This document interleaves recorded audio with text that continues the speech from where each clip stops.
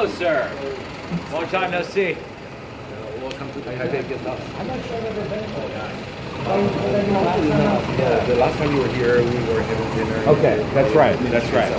Joseph, you didn't have to roll out the red carpet. Lucky John.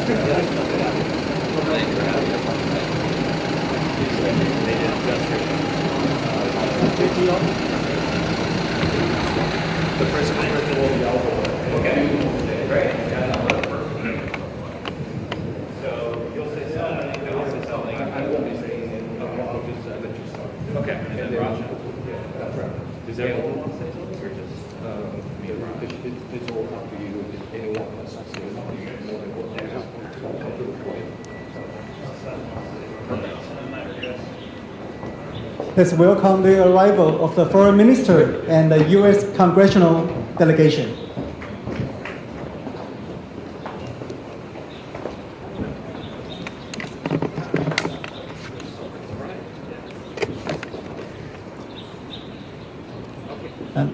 Ladies and gentlemen, good afternoon. Welcome to the press event for the U.S. Bipartisan Congressional Delegation led by Chairman Mike Gallagher of the House Select Committee on the strategic competition between the United States and the Chinese Communist Party. First, please allow me to introduce our distinguished guest, Minister of Foreign Affairs, Dr. Joseph Wu, Representative Mike Gallagher, Chairman of the House Select Committee on the CCP, Representative Raja Krishnamurthy, Ranking Member of the House Select Committee, Representative John Mullenar, Representative Seth Morton, Representative Dusty Johnson.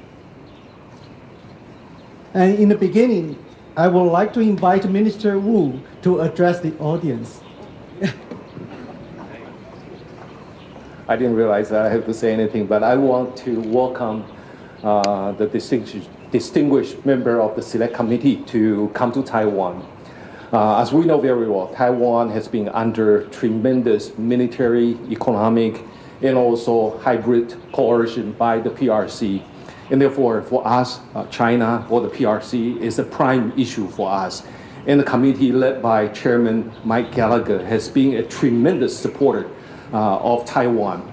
And we would like to welcome them to Taiwan to speak about our bilateral relations with the United States, to speak about the regional situation, and most important of all, we want them to tell us how Taiwan and the United States are going to work closer with each other in order for us to be able to deal with the coercion presented by the PRC. And on behalf of the Ministry of Foreign Affairs, I would like to extend my most sincere welcome to the members of this Select Committee. And now, let me invite the chairperson. Appreciate it. Thank you so much. It's truly an honor to be here today, and this is my second trip to Taiwan. It's the ranking member's second trip to Taiwan. Slightly less fanfare traveling with me than with the Speaker of the House, Pelosi, at the time. Seth has been here. This is his second trip. We have two that are coming for the first time, but it's an amazing, amazing place. And I was eager to come back and look forward to many return journeys in the future. We had a fantastic meeting with President Tsai. She's been a remarkable friend and partner, and really a partner of this committee, because one of the biggest and first things we did was welcome President Tsai at the Reagan Library in the United States for a day that really set the tone for our entire committee's work, and what a historic and remarkable presidency she has had. We also had a great meeting with President-elect William Lai, and we're very excited about just the opportunity to continue to deepen the partnership between the United States and Taiwan, and very confident that that will happen in the future. What you're seeing here today is a group of legislators, Democrats and Republicans, here on, I think, fundamentally a mission of peace, thinking through what we can do to enhance peace and stability across the Taiwan Strait.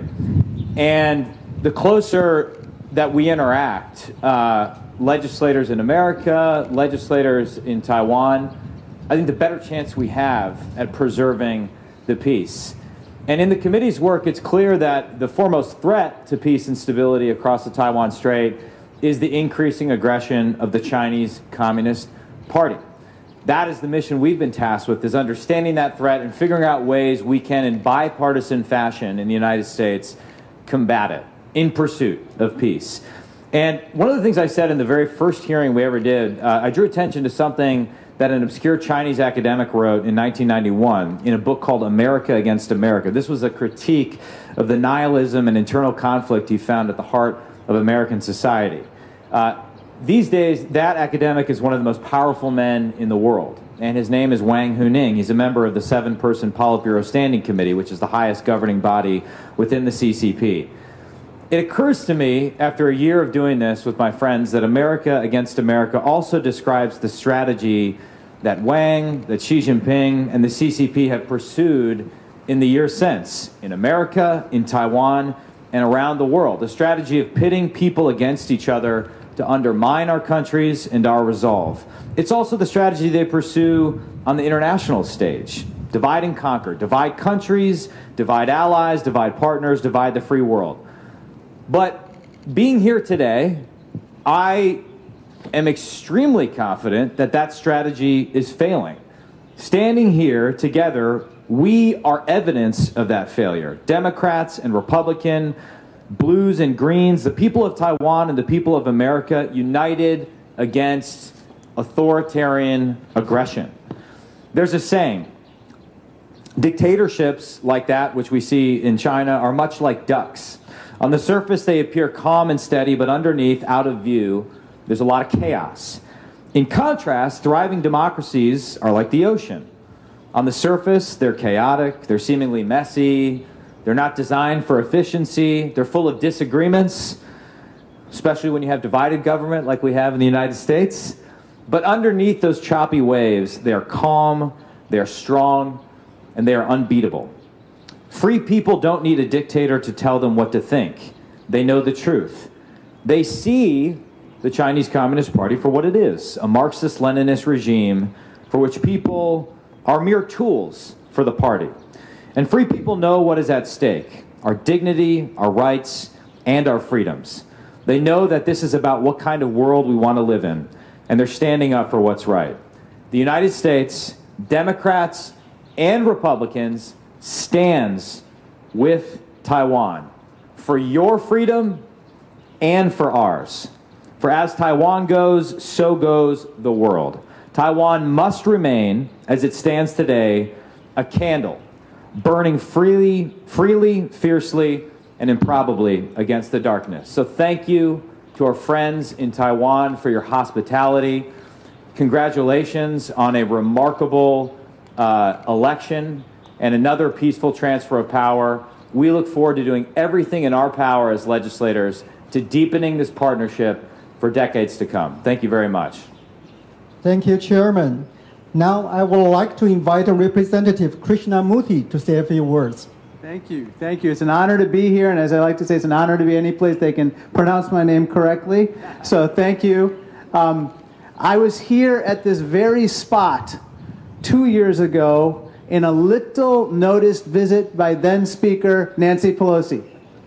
And we had a lunch on the other side of that door in that great banquet hall to talk about our relationship and how do we grow it, how do we deepen it, how do we strengthen it.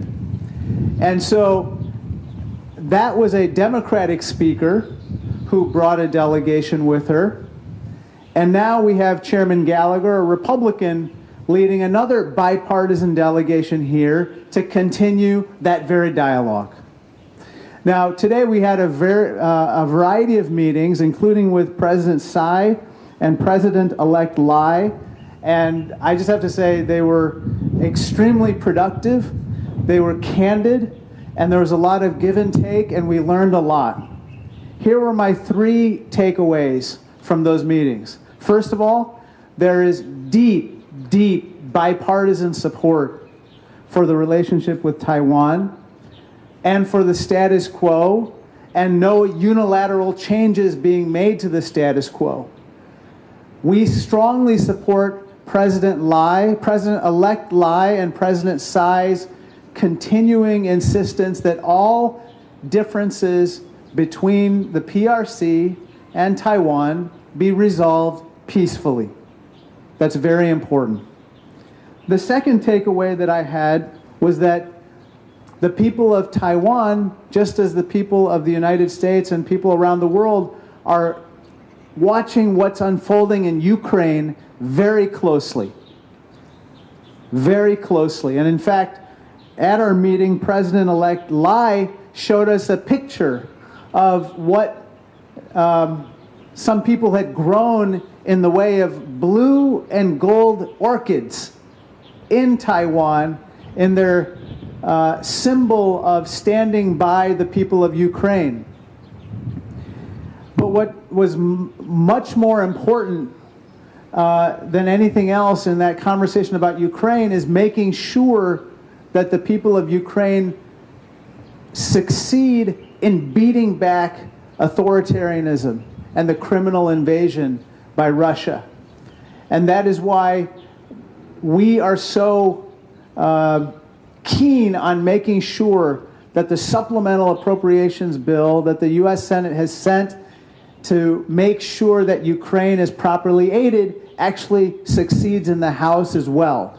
Because as President-elect Lai made very clear, and President Tsai, if for some reason the Ukrainians do not prevail, that will only encourage hostilities against Taiwan. The third takeaway is that same supplemental package has important resources for the Indo-Pacific region. And again, all the people that we talked about said it was so important for us to continue to invest in the Indo-Pacific defenses. And we encourage any hostilities. Because at the end of the day, it's about discouraging hostilities, discouraging conflict, and making peace. So with that, I say thank you again. Thank you, Representative. And now I would like to open the floor to questions. Because the delegation has a busy schedule, we will only take 4 questions. So if you have questions, raise your hand and tell everybody your name and the medium you belong to. And Ben. From Reuters. Chairman Gallagher, we've seen over the last couple of weeks, former President Trump has has expressed many doubts about the role of NATO and about supporting Ukraine, which everyone is well aware of. If President Trump wins re-election at the end of this year, do you think that these comments about NATO and about Ukraine are a worrying sign of support for continued support for Taiwan? Do you believe that under a Trump administration that there would be continued support for Taiwan, or might there be a rollback of support? Thank you. Well, I'm very confident that support for Taiwan will continue regardless of who occupies the White House, in large part because of what you're seeing here today. I actually think support for Taiwan in the United States Congress, which is supposed to be the dominant branch of our government. Article 1 is where most of the power constitutionally lies in our republic. I see growing and extremely strong support for Taiwan. And if you look at the work of our committee over the last year, the first report we released, the first major bipartisan thing we did, was a set of recommendations called 10 for Taiwan, which passed unanimously out of our committee, and then we turned about 7 out of those 10 into legislative reality via the National Defense Authorization Act. So I'm confident, regardless of how the presidential election goes, that we will maintain our support not only for Taiwan, but also a posture of internationalism and engagement. I think we all recognize that for America to succeed, we need to have allies and partners. And we need to look for ways to deepen those relationships, particularly as we look to reset simultaneously our economic relationship with China and reduce our dependency on China for critical goods. The only way that works is if we intensify simultaneously our economic and technological partnerships with places like Taiwan. And there, I think we still have a lot to do. We've passed the double taxation agreement in the House in a tax bill. It needs to pass the Senate. I would personally be in favor of exploring a free trade agreement with Taiwan. There's all sorts of ways where we can revitalize that economic proactive agenda, and I think it's up to Congress to step up. So that, I'll say one final note on this, and I understand why the presidential election occupies such a big place and is a source of media speculation.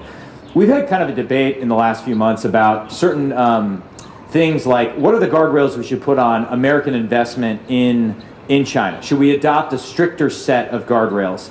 And we get a lot of pushback from Wall Street and people in corporate America. But something I say to them is that it's actually better for Congress to step up and legislate a solution to this, even if you may disagree with it or maybe a little bit more strict than you would have come up with.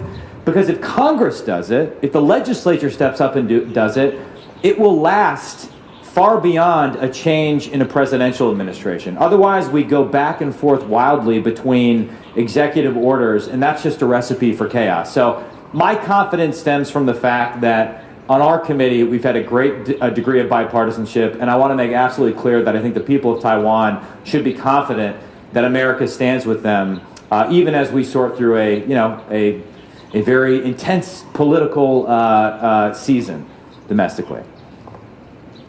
My name is Charlie Young, and I'm with Liberty Times in Taiwan. And my question is for Mr. Gallagher. Sorry. We're seeing China's expansion in the Indo-Pacific region during countries with diplomatic ties with Taiwan. More recently, Nauru and possibly Tuvalu. What's U.S. response strategy, and how would you interpret such actions from China? Thank you. Great question. I think one thing that's come out of some of the tabletop exercises that we've done on the committee is that not only do we need to get the military investments right in the region, and I think that is the most important thing. We need to ensure that we're delivering on the foreign military sales that you've purchased, that we've approved, but have yet to be delivered. We have a $20 billion backlog. That's probably the biggest thing we can do to deter China and reduce its aggression.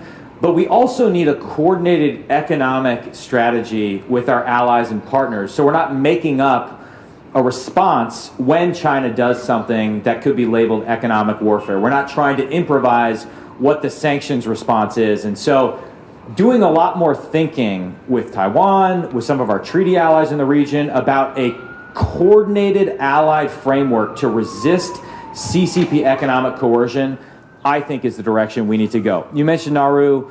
I think it's fair to say, and Mr. Moulton, actually, we were talking about this earlier. He just returned, he was in Japan before this. It's critical that American legislators get to the region and express support, particularly in areas where we tend not to pay as much attention to. For example, right now in the United States, we're having a debate about renewing and appropriating money for the compact and free association states in the region. Absolutely critical that we do things like that. Developing expertise in countries like the Philippines, deep regional expertise, Indonesia, area where we know we're just going to have to stay engaged. It's my experience that attention goes a long way, and we just have to show up. We have to be here in the region, constantly signaling to our friends that we stand with them, and constantly signaling to our enemies that we won't stand by as they pursue the route of aggression. Thank you, Chairman. Eric.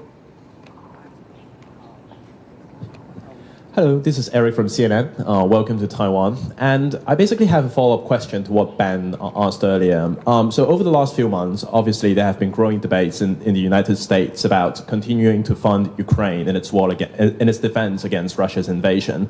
What would be your message of reassurance to the Taiwanese people that they shouldn't be concerned about potential U.S. commitments toward Taiwan, given the internal divisions over Ukraine? Thank you. Well, what is it that Winston Churchill said about America? We can always be counted on to do the right thing after we've exhausted all the other alternatives. So just give us some time to exhaust the alternatives, and we'll eventually get there. But at least I'll speak for myself. I think it's absolutely, and what we've heard today is that the outcome in Ukraine matters not only for Ukraine and American credibility, but for deterrence in the Indo-Pacific, for cross-strait deterrence. And increasingly what I see is a de facto alliance between China and Russia, and to a lesser extent Iran, It's, you could call it an axis of authoritarian powers that is determined to undermine, if not destroy, American global leadership and our entire alliance structure that we've painstakingly built over the last several decades. And so I think it's important that we continue to fund with lethal assistance to Ukrainians, and also use this as a moment where we can revitalize our entire defense industrial base and make a generational investment in restoring our arsenal of deterrence so that we can surge production of and stockpile critical munitions here in the Indo-Pacific before deterrence fails. And that's absolutely critical because unlike Ukraine, Taiwan, as you may have noticed, is an island, and therefore it would be harder to resupply in the event of a conflict. We need to learn the lessons of why deterrence failed in Ukraine, apply them to the Indo-Pacific so that we don't find ourselves having to fight a war. We want peace, and though deterrence is very difficult, war is much more difficult. And so an ounce of deterrence is worth a pound of war, and that's what we're dedicating ourselves to, and I'm confident we'll find a way forward. I think that one of the most interesting things that we found at our hearings that we had recently is that, for instance, Secretary Pompeo, Mike Pompeo, Republican, came out very strongly in favor of this aid for Ukraine. Why? Because he said if we don't provide this aid to Ukraine, it's going to be viewed as a sign of weakness by our adversaries, making war more likely over Taiwan. Another thing that came out of that hearing is that, I'll remember this very clearly, a witness said, you can't be tough on China and weak in your support of Ukraine. You can't.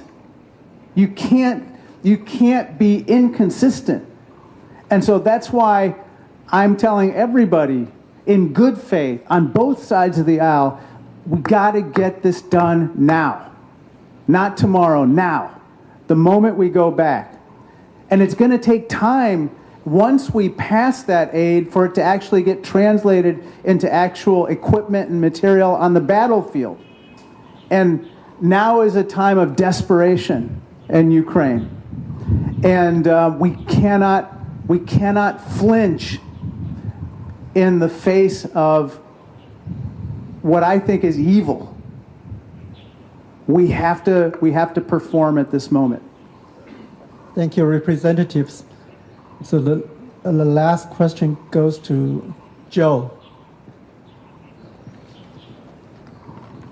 Hi, Senator. This is Joseph from Central News Agency in Taiwan. First of all, welcome to Taiwan to all the first or second time Congressman. You have mentioned about deterrence, and the last time you visited here in 2023, you expressed concern about the backlog, about the delay of delivery of weapons to Taiwan. And now, exactly a year later, there's still the problem is still there. So is there anything that the U.S. Congress can do to speed up that delivery process amid China's continued expansion? And another side note is that the last time you hear is more secretive. Is there a reason why the last time you visit is more low profile and this time more publicly? Thank you. That was low profile last time. Right, he'll say something and I'll follow up, yeah. On the first part, I think the Biden administration has done a tremendous amount to try to expedite the shipment of arms and articles of self-defense to Taiwan.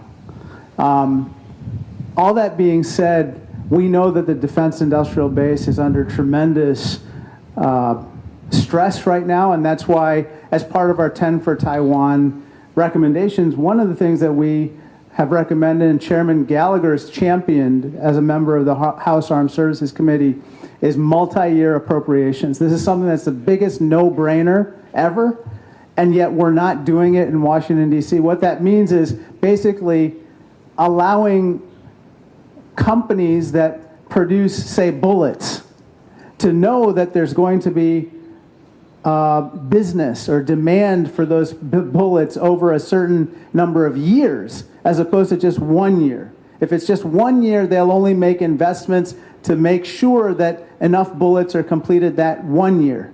But what we're realizing is that we need it over an extended period of time. So that's the fundamental challenge that we have. But another thing that we talked about is that we should start thinking about what we can co-produce here in Taiwan with regard to those items where perhaps you don't need a lot of intellectual property to be transferred, but you do need industrial capacity to be dedicated to it. So for instance, 155 artillery. This is an incredibly short supply around the world. We know this in Ukraine to be the case. And Taiwan could be a potentially great partner in the production of 155 millimeter artillery. But there's so many other attritable items. These are items that we know would be required for deterrence that they can make locally, and that we don't have to worry about necessarily stressing the supply chains in other parts of the world. Mike? Well, in addition to, well, first of all, the backlog remains a huge problem. And it's something I try and raise at every opportunity. And I think it's a fixable problem, which makes it even more frustrating. Part of it has to do with the way in our system authority over foreign military sales is divided between the State Department and the Defense Department, and then in Congress between the Armed Services Committee and the House Foreign Affairs Committee. It creates jurisdictional issues and oversight issues. But the ranking member is absolutely correct. In my opinion, the single best thing we can do is provide multi-year appropriation for critical munition, which allows these companies to move from minimum sustaining rates of production to maximum production rates, and invest in workforce and facilitization and everything you need to go to 240 long-range anti-ship missiles a year, and you can list the other systems. One creative option that I've encouraged the administration to pursue is taking the harpoons that we have in our inventory, which we're about to put into deep storage, about 200 of them, we're going to just kind of put them into deep freeze, reconfiguring them, and then allowing them to be delivered in an expedited fashion to Taiwan, as well as something you saw in our report, which was moving Taiwan to the front of the line for priority for the delivery of harpoons. That will require some creative diplomacy with some of our Gulf allies, but I think that's absolutely doable going forward. As for the nature of the visit being more high profile than last time, I mean, I was by myself last time, and so I just, you know, and I think you had a high-profile visitor from the Defense Department at the time who stole all of my thunder and got all the news headlines, which was fine. But I think this time, since we have a bipartisan delegation, and since you just had an election, we thought it was very important to publicly send a signal of unified American support for Taiwan. We felt like that would be a good signal, not only just here in Taiwan, but throughout the region. I also have to say your shoes are great. I really like those. You got to tell me where I can purchase a pair of those. Those would not be low profile though if I purchased those. So. Thank you, Representative. And before we conclude this press event, so at the request of all media friends, so I would like to invite all our distinguished guests and the minister one step forward for a group photo.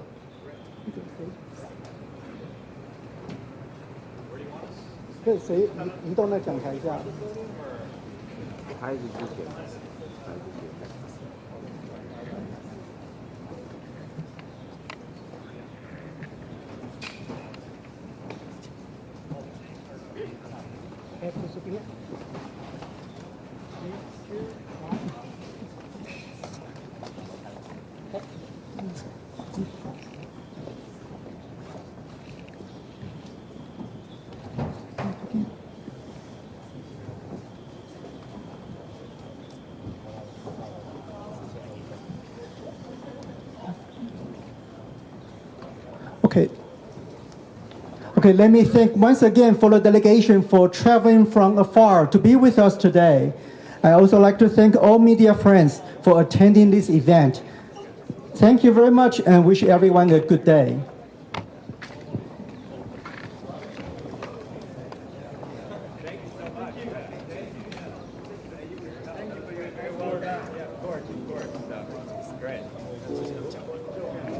So it's open to the public? Like, oh, it's not open. Hi, you guys have a wedding here? Yeah. Okay. Yeah, we're probably behind schedule. Yeah. Thank you. Thank you. Wonderful. Thank you.